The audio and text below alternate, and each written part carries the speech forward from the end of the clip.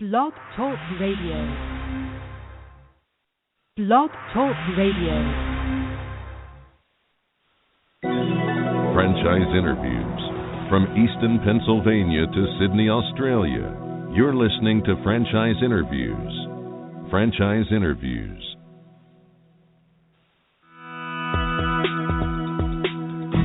Welcome to Franchise Interviews. Franchise Interviews has been giving an up-close, behind-the-scenes look at franchising and entrepreneurship. Listen to interviews with franchisers, franchisees, franchise authors, franchise experts, and attorneys. And now, welcome your host, Marty McDermott, and Franchise Interviews.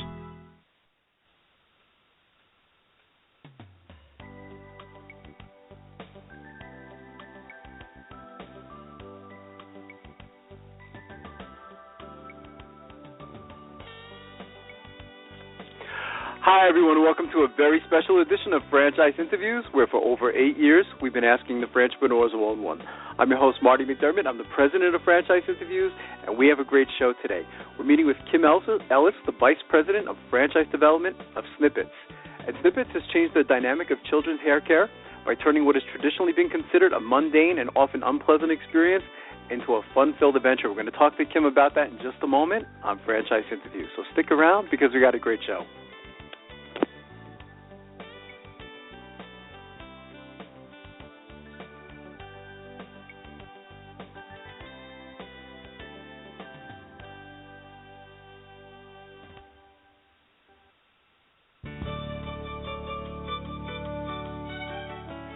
Are you one of those special people who are willing to go after your dreams and goals?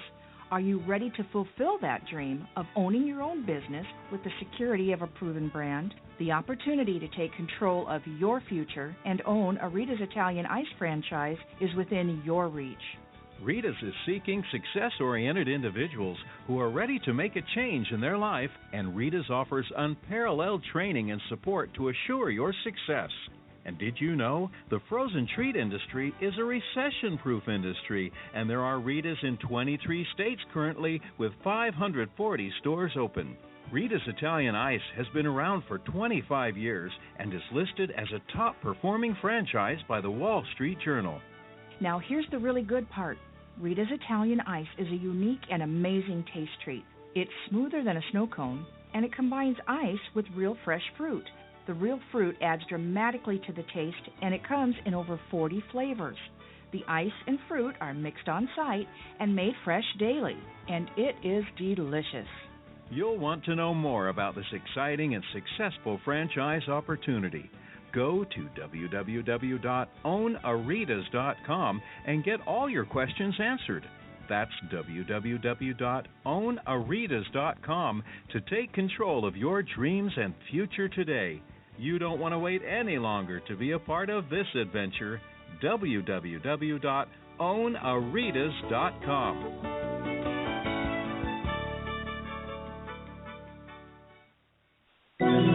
Franchise interviews. From Easton, Pennsylvania to Sydney, Australia, you're listening to Franchise Interviews.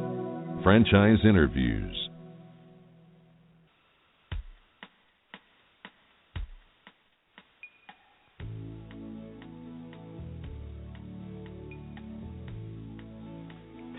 Hi, everyone, and welcome back to a very special edition of Franchise Interviews, where for over 8 years, we've been asking the Franchpreneurs one-on-one. I'm your host, Marty McDermott. I'm the president of Franchise Interviews, and as we were saying earlier, we have a great show today. We're meeting with Kim Ellis, the vice president of franchise development of Snip-Its. And Snip-Its has changed the dynamic of children's hair care by turning what has traditionally been considered a mundane and often unpleasant experience into a fun-filled adventure. Hi, Kim. How you doing? Welcome to the show. Thank you. Happy to be here. Can you hear me okay? Thank you so much, Kim. I hear you great. Thanks for coming on the show. You know, I had to just start off the show with just a little personal story. We have a 7-year-old boy, and it was always a nightmare to take him for a haircut. And we always thought that we were the only ones that had this problem. But once we started researching, your franchise, we said, what, I think this is a bit more of a problem than when we thought it was, isn't it?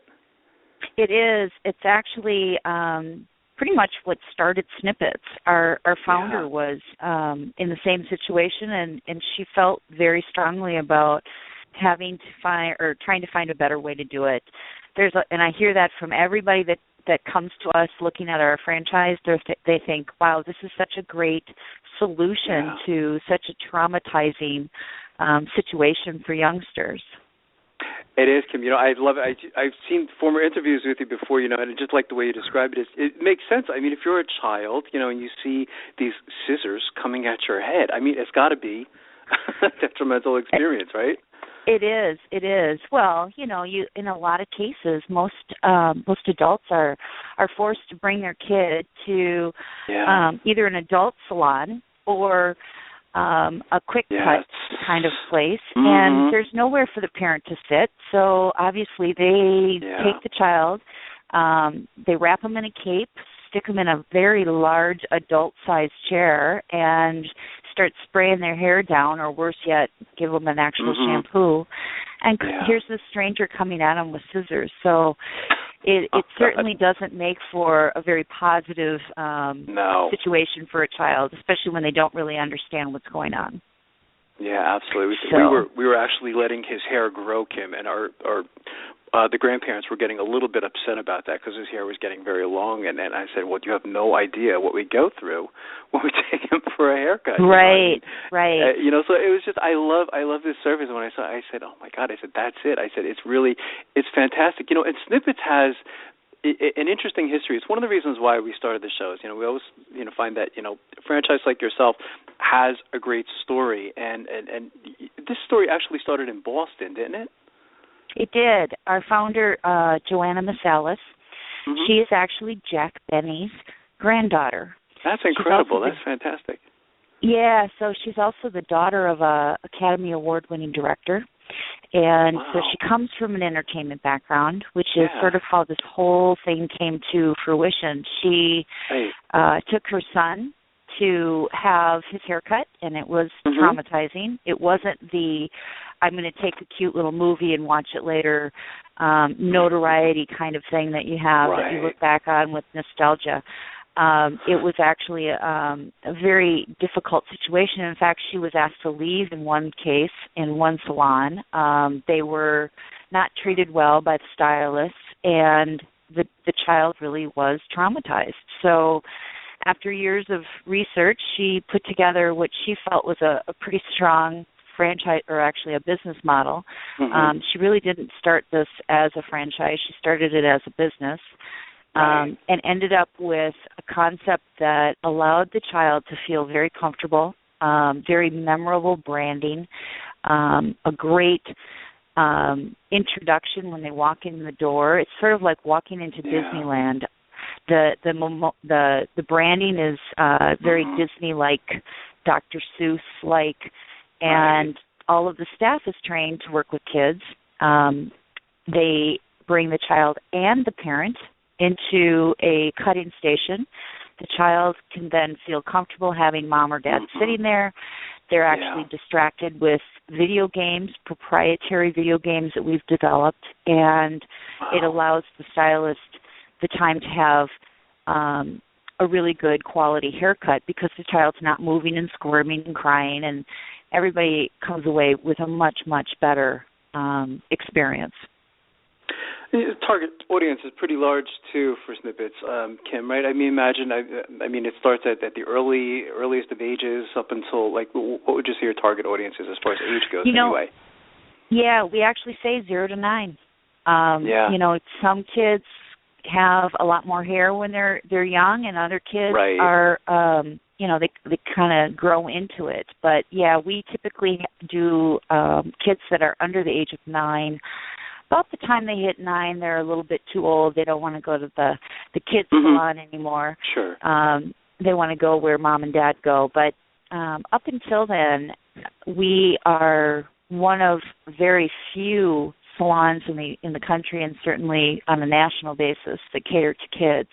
So when you look at a $40 million industry that the salon industry is, and you think about the fact that there are 320 million haircuts for kids. 40 million kids in the U.S., 6 to 8 haircuts per year, 320 million haircuts. That's a $5 billion market potential. And That's currently, incredible. there's really only at 4 different companies on a national basis catering to this particular niche. And so it really is a very interesting and very unique opportunity for franchisees to get in on because of that solution base. Yeah, I haven't seen anyone else really doing what you're doing, Kim. You know, we've been doing these interviews now quite a long time, and we're approaching like our 9th year. You know, and I thought that this concept is really it's very original. I mean, everything that you described, I guess, that's pretty much what sets you apart from everyone else that's out there.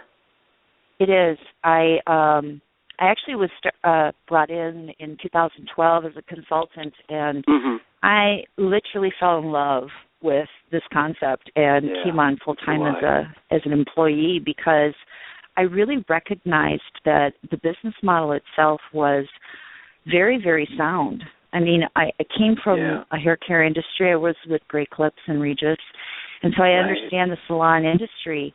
But when you take it to the next level and really cater to a very specific niche, you start to really resolve some of the situations that you can find in the salon industry. And by that I mean most stylists don't want to do kids' hair. So they're really happy to have us in the mall next to them. They can refer all of that business to us. And we don't do adults, so we can refer that business back. That gives us the potential to really have a pretty open playing field in terms of finding real estate, getting our salons open.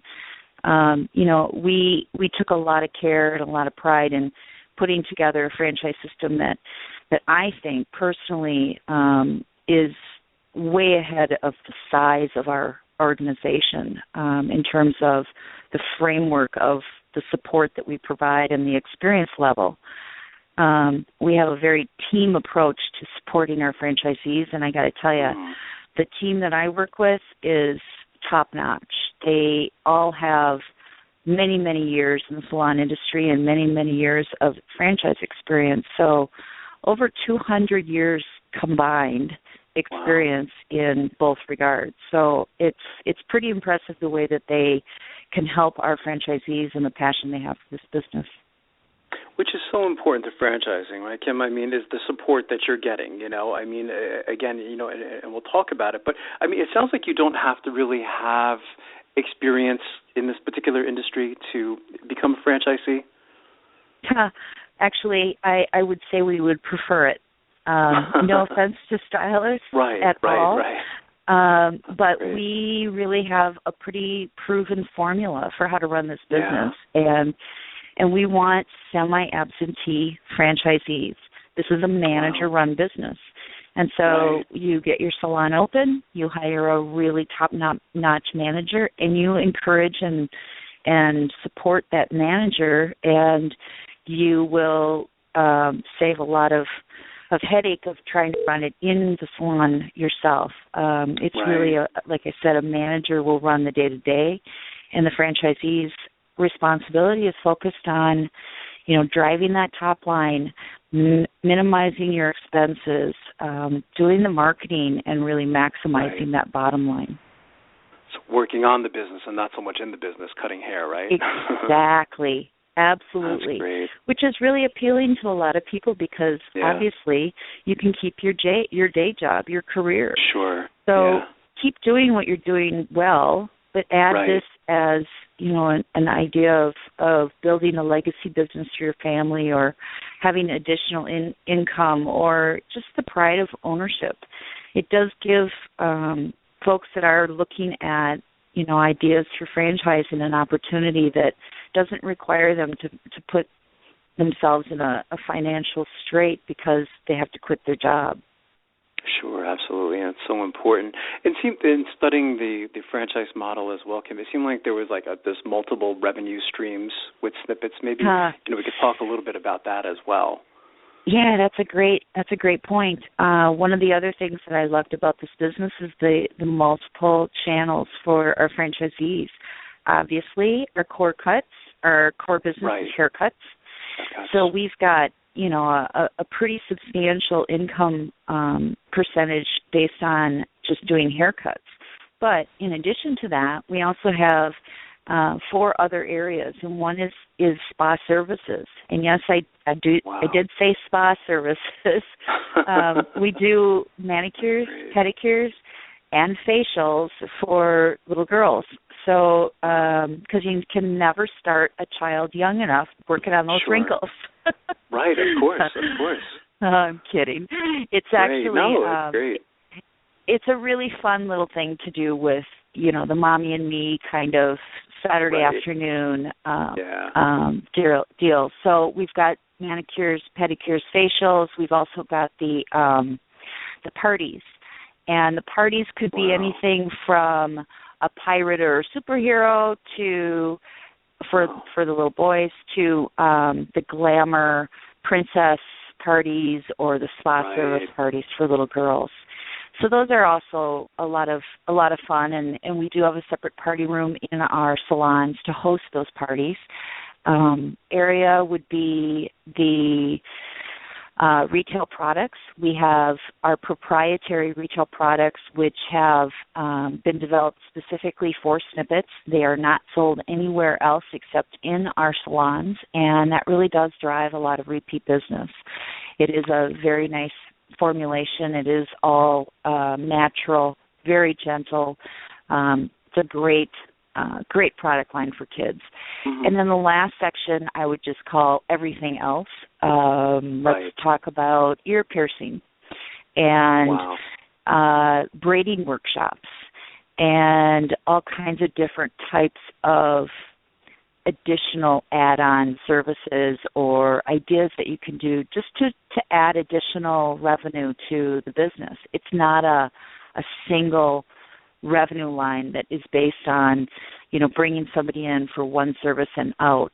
There's a lot of different ways that you can add on, and I think that really does give our franchisees some empowerment to really do with the business what they want. It doesn't have to be based on a single service or product. It's really very clever, Kim. As I teach marketing at Kaplan University, we always talk about, going after new markets and adding additional services, and it's very clever. It's one of those things, when I was researching your concept, I said, God, why didn't I think of that? You know what I mean? It's very clever, and I'm sure a lot has to do with, the leadership of the organization. I know that the company shifted, I guess, starting in Boston, and now you're located, where are you located now, Kim? Or your headquarters? We're actually anyway? in Minneapolis. Yes. Oh, you are in Minneapolis now. Okay, which is great. Yeah, so it's kind of an interesting little saga. We very much like a lot of other franchisors in the industry, you start out with someone that is a very successful business person. Joanna had 3 locations in Boston, very successful small business woman. And she was approached to start franchising, and in 2003 she did start franchising, but she didn't have the depth and breadth of franchise experience as she did on her own business, and never really made that shift in philosophy, so to speak, to franchising. And she recruited Jim George, and I give her all the credit in the world for going out and finding somebody that has that experience, both in the industry, the salon industry, and the franchise industry. Asked him to consult and ultimately asked him to take the reins of the business. He agreed, but his one stipulation was to bring the company to Minneapolis.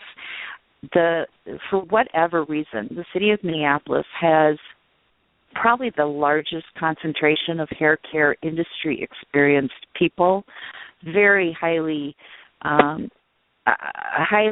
experienced people live in Minneapolis because we have Great Clips, Regis, Aveda. That's true. Right. Yeah, there's a ton of hair care here. So he was able to really recruit very seasoned people, as I talked about before. And so it really did help the company in terms of creating a very strong foundation for franchising. And what he did, when he moved the company in 2009, of course, those folks that had been in the company at the time were very concerned, what is this going to do for our business? We are highly concentrated on the East Coast. Now we're moving out to the Midwest. What is that going to do to the business? Well, in fact, it actually really did help the franchisees, and I give both Jim and the team a lot of credit because they stopped selling franchises for a while and really focused on creating that framework, that foundation for franchising, and went back to those original franchisees and helped them really establish or reestablish their businesses, looked at what was going well, what wasn't going well, how to improve it. And by the time that they got around to, bringing me in to work on the strategy for development, they really had sewn things up pretty well. So it was all ready to go, and all we had to do was take it to market. And then the concept could be duplicated from really anywhere in the United States at that point, it sounds like. And they say that franchising is a different, I hate to call it an animal, but, I've heard that so many times on the show, Kim, is that, it's very difficult to you take a great concept and franchise it. It's not so easy, is it? No, it's really not. Having been a consultant with the Michael Sides group, who actually helped a lot of people become franchisees, franchisors, Sure. Really understanding what it takes to become a franchise is, I think, it's not something that you take lightly. It's a very expensive proposition to begin with, not just filing all of the materials and getting your legal documentation done, but also having enough capital to sustain the business until you are essentially living off the royalties of your franchisees and able to reinvest in additional technology and additional upgrades in the franchise model. That's really the key to franchising, is using other people's money to build your brand. Sure, absolutely. How about, we kind of hinted upon the franchisees, Kim, but, is there anything that you look for in your franchisees, I guess, when, evaluating them to see if they would be a good match for Snip-Its? What do you look for? Absolutely. I think that is probably one of the biggest things that was not happening in the beginning. Was anybody that was interested was pretty much accepted into the system, and it took a while to realize that, no, that's really not going to be the best approach. As a franchisor, we have, my philosophy is we have a few obligations to our franchisees. Number one is obviously to build a brand, and number two is to protect that brand. By protecting it is making sure we're bringing the right franchisees in and making sure that they're brand stewards, and doing so with the same passion that all the other franchisees expect. And so when we look for new franchisees, we want to make sure that passion is there. Yes, it's about making money, but they also have to have a sense of, oh, I get it. I love this concept. I can see myself running this concept, and really identifying with that. Secondly, they have to have the capital. You can't finance this on credit cards. And I say that tongue-in-cheek, but we actually had a franchisee who financed their franchise with credit cards long ago. Oh, boy. Well, that's certainly not something that we would approve today. So they have to have at least $500,000 net worth and $100,000 capital liquid. The cost to get in for a single location is probably about $180,000. The franchise disclosure document is $115,000 to $206,000. That's a huge range, and it's based on the size of the location. But a typical 1,200 square foot location is going to be about $180,000, and we do want people to run more than one. It's not the type of concept that you want to have a single location. You want to have 3, 5, 8, even 10 locations so that you're really able to maximize that economy of scale. Otherwise, those financials just don't work out. You are spending an exorbitant amount of effort and time and resources for a single location when you could be doing the exact same thing for 5 locations and spreading the cost across all of them. So it really is a business for semi-absentee, multi-unit owners.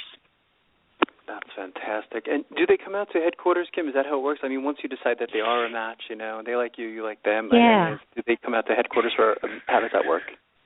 Yeah, so I have people come right at the end of the system. We call it a discovery process. They go through a 5-step process. They learn everything there is to know about the system, the franchise, what we do as a franchise system, and what their role is as franchisees. Then I have them come out and meet with our support team, and we call it Meet the Team Day.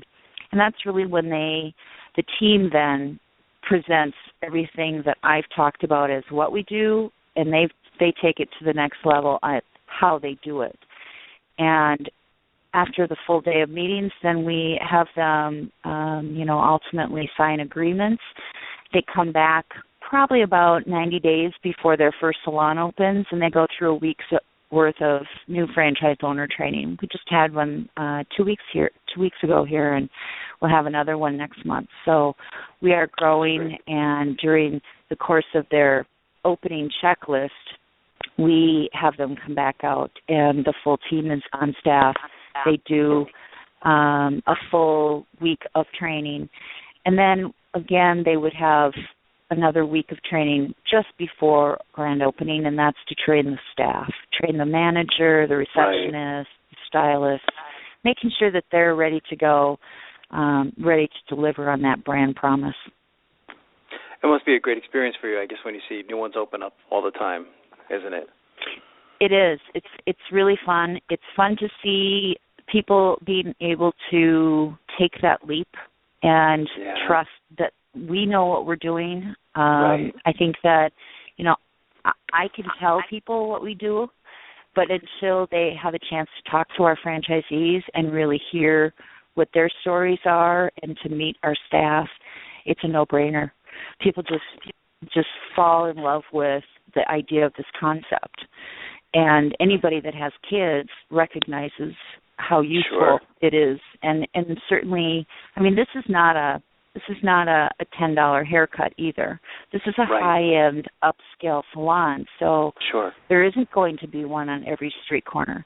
There isn't going to be one across the street, and there isn't a lot of local competition. So we are able to have a higher level haircut price. It's located in upscale neighborhoods, and it gives our franchisees some exclusivity.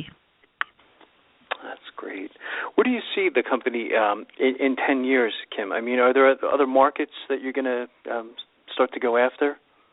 Well, yeah, I think I can see us, going international. I can see we do get an awful lot of inquiries from international markets. We're just not there yet. I think that we are very, very close, but I think that we need to take the steps associated with preparing our brand to go international before we go international. And we are working on that, but we're not as focused on that as we are on our domestic growth. I think that the salons will probably they'll probably number between 500 and 1,000 salons in the U.S., and then we'll probably need to start looking outside of our domestic area and look at other areas around the world. Absolutely.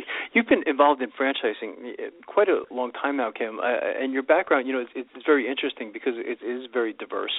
But what advice would you give to our listeners as far as like their quest to buy a franchise? We find that a lot of them, they kind of know that they want to get into franchising, but they just simply don't know where to begin because, as you know, there's so much out there. So what advice would you give to them in their quest to buy a franchise? I think one of the things that I have used, or one tool that I have used in the past, is a book called the Franchisee Workbook, and you can find it on Amazon. It's written by Rick Bizio, a friend of mine. It's a great way doing sort of an introspective interview of yourself, understanding what your strengths and weaknesses are, what you like to do, what you don't like to do. Having a really good inventory of who you are, what you want, is going to be probably the best first step to making a good informed decision. The other idea I would suggest is Franchoice has great programs in place to really help you walk through that process. Yeah. And it is free to a franchise candidate looking for a franchise. But to open up the entire spectrum of franchise opportunities, because like a franchise would only have maybe 100 or 200 franchisors in their system, I think that looking at the full spectrum of franchising, which could be 1,000 or 2,000 franchises that are actively growing in the U.S. today, you might want to look at different types of directories. I know there's worldfranchising.com has a lot of different directories. One is how do I make money in franchising, a directory of standard types of businesses, and just start researching using those directories and online portals. Once you start looking at the franchise itself, my biggest advice is to narrow it to 3 at a time, cut and compare what you like and what you don't like. You will immediately start to get a feeling about it and eliminate as soon as you start to not like something, eliminate, and then go and find something to replace it. And ultimately you will start to narrow it down to a point where the light will go on and say, this is it.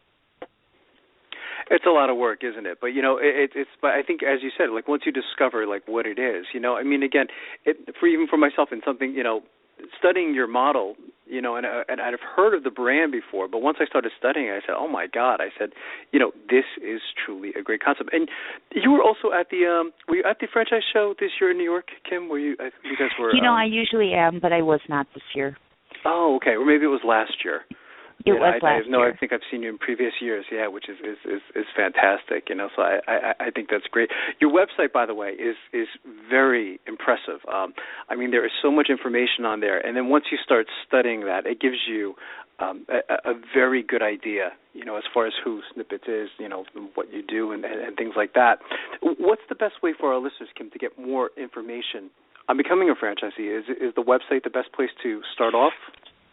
Yeah, absolutely. I would say, obviously visit us at www.snipitsfranchise.com and take a peek at, the different pages that are involved in that. It's a pretty high-level introduction to who we are and what we do. You will find a couple different PDFs on there you can download. One is the story of Joanna and how she got started with Snip-Its. The other one is really looking at who our franchisee looks like, what they want from the business, what we want from them. It's a profile. Ultimately, if you want to get more information and want to join us on a discovery process, a little request form on the right side and get that submitted. Otherwise, you can always call me as well. It's 1-877-SNIP-ITS, or you can call me direct at 952-237-2865 is really the best way to call me directly, and I can help you with an overview discussion and get you started with our discovery process as well. That's fantastic. I want to thank you again for coming on the show, Kim. You've been a wonderful guest, and I'd already like to invite you back next year as you continue to grow. I got really excited when I learned about this opportunity. It's been my pleasure. Thank you, Marty. I really appreciate your time. And thanks to everybody listening. Oh, thanks, Kim. And we'll be right back with more franchise interviews. Franchisers, are you looking to reach aspiring entrepreneurs looking to buy a franchise? Are you looking to reach a highly educated audience on franchising? For over 8 years, Franchise Interviews has been giving an up-close, behind-the-scenes look at franchising and entrepreneurship through our website, franchiseinterviews.com, where you can hear and read interviews as well as get tips from some of the most successful sources in franchising. Our weekly franchise radio show where each week you get to hear a new interview with franchisers, franchisees, franchise authors, franchise experts, and attorneys, and our podcast, Great Quotes in Franchising. For more information, go to franchiseinterviews.com or call us at 610-905-2919. That's 610-905-2919. Franchise Interviews.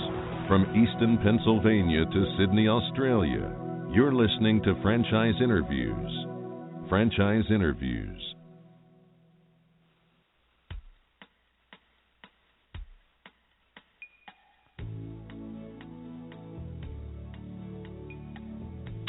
Hi everyone, this is Marty McDermott from Franchise Interviews, and welcome to another edition of Great Quotes in Franchising, where each podcast you get to hear a great quote in franchising. You know, we've been hosting Franchise Interviews many years now, and you can actually hear the show in a number of different places today. You can go to, of course, franchiseinterviews.com, where we have our interviews arranged alphabetically.